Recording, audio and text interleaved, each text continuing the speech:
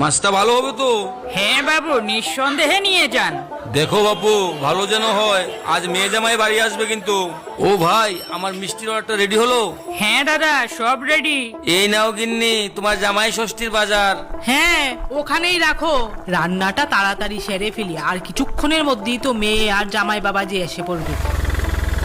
মা, এটা ধরো। এত কিছু কি আবার আনতে হয়? মা, এই শাড়িটা আমি নিজে পছন্দ করে আপনার জন্য এনেছি। এটা পরেই কিন্তু আমাকে ষষ্ঠীটা দেবেন। ঠিক আছে বাবা, ঠিক আছে, তবে তোমার চয়েসটা কিন্তু দারুণ।